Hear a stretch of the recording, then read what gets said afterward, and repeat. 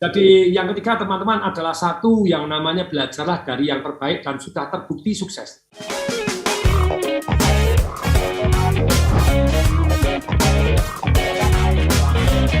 Kita membahas mengenai 3 prinsip ya. Tadi bagaimana sih bisa menjadi juara? Yang pertama sebenarnya keyakinan menang itu mudah. Nah, di dalamnya tadi kita membahas ada 3 kuncinya lah ya. Kita untuk bisa menjadi juara. Yang pertama, goal jadi yang terbaik. Kemudian yang kedua adalah why kita menjadi yang terbaik begitu ya. Itu ada hukum yang harus hukum nikmat dan sengsaranya mesti jelas ya. Tetapi ada yang ketiga yang tadi sempat tertunda yang akan dijelaskan oleh Pak Tung. Yang ketiga ini apa Pak Tung? Silakan.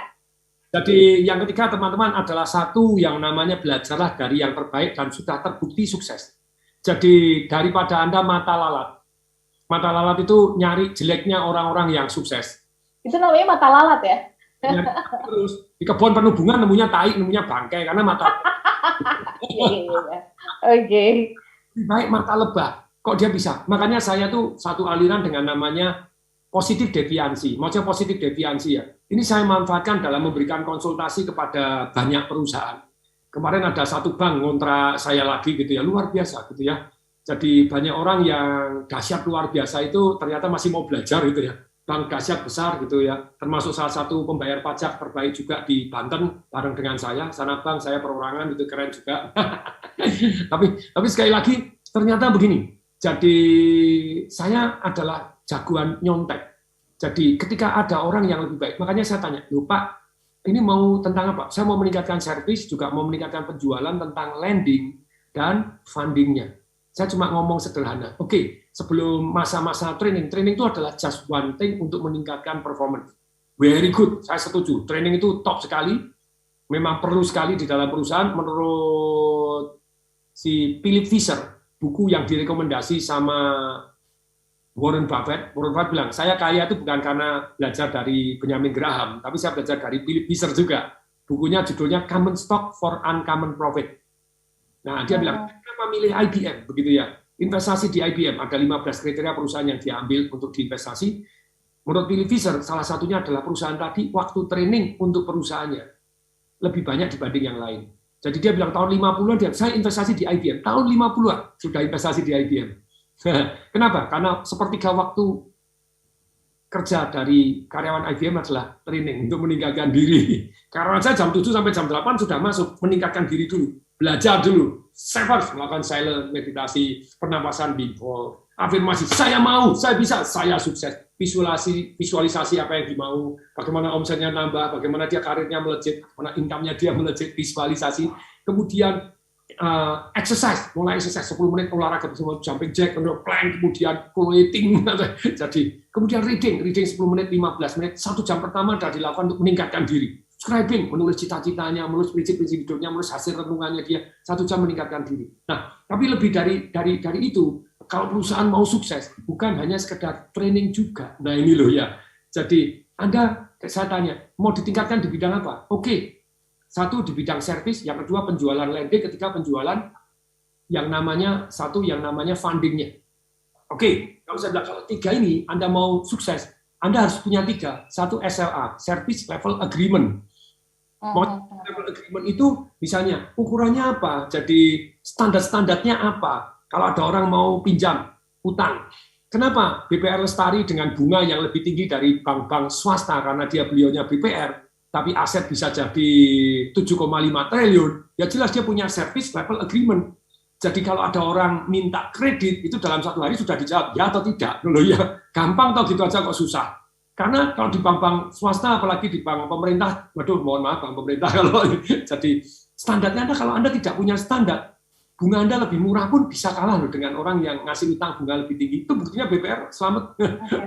Jadi harus punya standar ya, Pak Tung ya. Punya seperti apa standarnya? Yang kedua, harus punya rapot.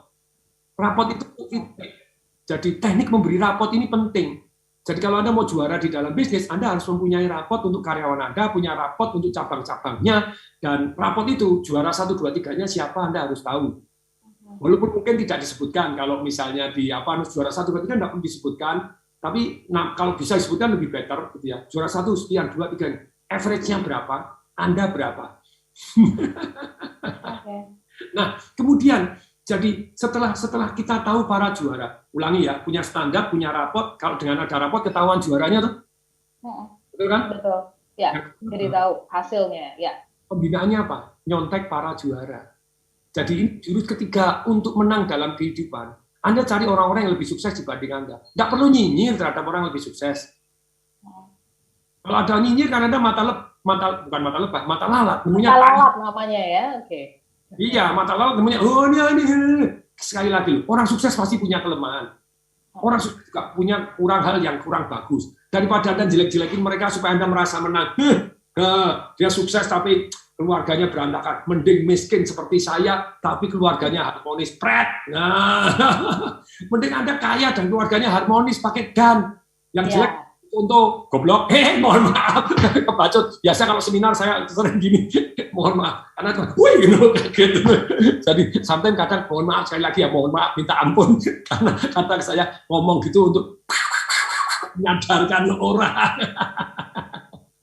Jadi, 3 resep sukses tadi ya, bukan 3 resep sukses. 3 untuk cara jadi juara, punya goal jadi juara, spesifik, positif, tertulis, dan menarik. Yang kedua punya alasan sangat kuat. Why?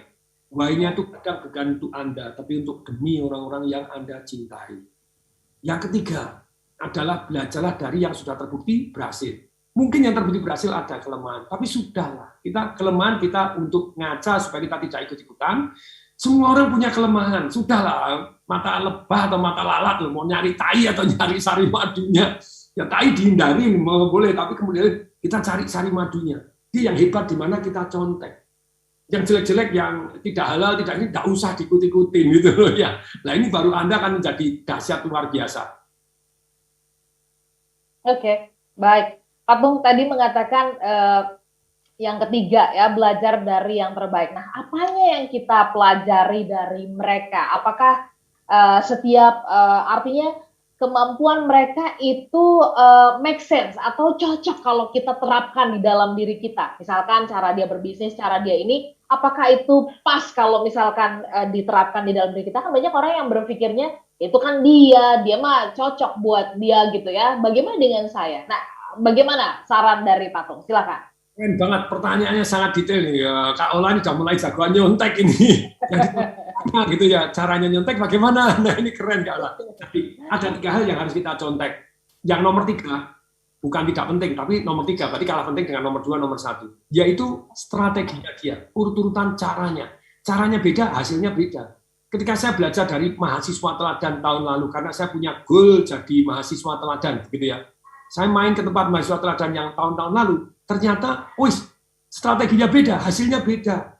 Saya bilang, loh kok kamu bisa indeks prestasi A? Saya ini sudah belajar jauh lebih giat, tapi kok tetap nggak bisa. Dia jawabannya sederhana, kerjakan soal-soal tahun lalu. Lah saya nyari soal-soal tahun lalu itu nggak ketemu. Nah ini, terus gimana saya bisa? Saya nyontek strateginya dengan detail. Dia jawabannya gampang, traktir aja TU-nya. Tata usahanya kamu traktir, ajak makan gado-gado gini, terus kasih duit yang agak berlebih, tolong bantu fotokopi soal-soal tahun lalu. Loh, itu halal toh? Ayo, halal toh nggak halal? Iya. Fotokopi soal-soal tahun lalu loh, bukan soal tahun ini loh. Bukan yang Anda ujian. Menurut saya halal. Anda traktir juga membahagiakan orang. Betul toh? Minta bantuan fotokopi, Anda ngasih duit lebih, ya itu membuat amal Anda. Tapi kan Anda bukan nyogok untuk cari soal yang akan keluar. Tapi soal-soal tahun lalu menurut saya halal. Nah, tapi jurus detail ini saya tidak punya. Akibatnya waktu di semester pertama, indeks prestasi saya 2,3. Walaupun 2,3 termasuk paling tinggi di angkatan, karena waktu itu pelit sekali. Halo, Fakultas Hukum UNS itu ya. 3,1 mahasiswa teladan nomor 1. Indeks prestasi 3,1. Tapi sekali lagi, tapi kembali lagi, yang jurus ketiga ini, Anda contek strategi urutan detailnya seperti apa. Saya juara masak nasi goreng. Waktu saya lagi sebelum lomba, saya belajar dari juara 1, 2, 3 tahun lalu. Ternyata malam hari besok lomba, saya masak nasi goreng gosong. Saya telepon yang juaranya, lu kok gosong? Ya enggak ngerti. Terus, lah kamu kesini ya saya ke sana masak goreng. Ya Pak Tung, masak nasi goreng enggak boleh kecap manis duluan. Kalau kecap manis digosong, lah dulu kamu enggak nanya loh. Jadi kebetulan tidak. Goreng aja bisa masak nasi goreng. Coba Anda kecap manis duluan. Gosong enggak? Gosong lengket. Saya enggak ngerti, saya enggak tukang masak. Tapi akhirnya jadi tahu, jadi tukang masak juga. Karena belajar dari para juara gitu loh ya. Nah, kemudian yang Anda contek nomor 2 adalah ceritanya. Kenapa kok bisa jadi langsing? Perhatikan, cerita orang yang sukses dari gemuk jadi langsing beda sekali yang gemuk dan tetap gemuk. Untuk yang gemuk tetap gemuk, ceritanya gimana? Lah papa mama saya gemuk.